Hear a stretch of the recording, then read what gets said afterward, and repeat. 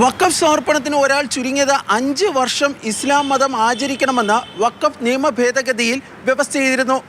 സംസ്ഥാന സർക്കാരുകൾ ചട്ടങ്ങൾ രൂപീകരിക്കുന്നതുവരെ ഈ വ്യവസ്ഥ സ്റ്റേ ചെയ്യുന്നതായി ചീഫ് ജസ്റ്റിസ് BR ഗവായിയുടെ അധ്യക്ഷതയിലുള്ള ബെഞ്ച് വ്യക്തമാക്കി. വഖഫ് ഭൂമി സംബന്ധിച്ച തർക്കങ്ങൾ ഉണ്ടാകുമ്പോൾ ജില്ലാ കളക്ടർ അന്വേഷണം ആരംഭിച്ചാൽ അത് വഖഫ് ഭൂമി അല്ലാതാകുമെന്ന നിയമത്തിലെ വ്യവസ്ഥയും സുപ്രീം കോടതി സ്റ്റേ ചെയ്തു.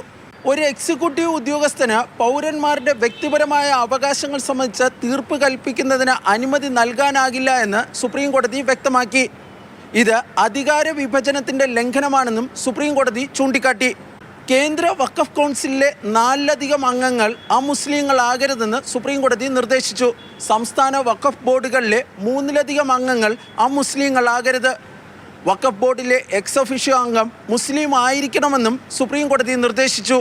സുപ്രീം കോടതിയിൽ നിന്നുണ്ടായ ഇടക്കാല ഉത്തരവ് വലിയ ആശ്വാസമാണെന്ന് മുസ്ലിം ലീഗിന് വേണ്ടി ഹാജരായ അഭിഭാഷകൻ ഹാരിസ് ബീരാൻ MP പറഞ്ഞു. ചരിത്രത്തിൽ പോലും കാണാത്ത രീതിയിൽ പാർലമെന്റ് പാസാക്കിയേക്കുന്ന ഒരു നിയമം അത് ഇടക്കാല ഉത്തരവിൽ കൂടെ സുപ്രീം കോടതി അതിന്റെ 3 വകുപ്പുകൾ തന്നെ സ്റ്റേ ചെയ്തിരിക്കുന്നു. നമ്മളെ സംബന്ധിച്ച് സർക്കാരിന് ഏറ്റവും വലിയൊരു തിരിച്ചടിയാണ്. നമ്മൾ ആദ്യം തൊട്ടേ പറഞ്ഞുകൊണ്ടിരിക്കുന്ന നമ്മുടെ വാദങ്ങളെല്ലാം സുപ്രീം കോടതി അംഗീകരിച്ചുകൊണ്ടിരിക്കുന്ന വലിയൊരു ആശ്വാസം തന്നെയാണ്.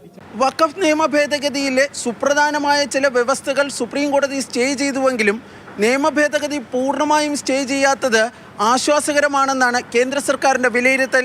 വഖഫ് ബോർഡുകളിലേക്ക് അമുസ്ലിങ്ങളെ നോമിനേറ്റ് ചെയ്യുന്നത് സുപ്രീം കോടതി തടയാത്തതും തങ്ങൾക്ക് വലിയ വിജയമായി കേന്ദ്ര സർക്കാർ വിലയിരുത്തുന്നു. B. ബാലഗോപാൽ, മാതൃഭൂമി ന്യൂസ്, ഡൽഹി.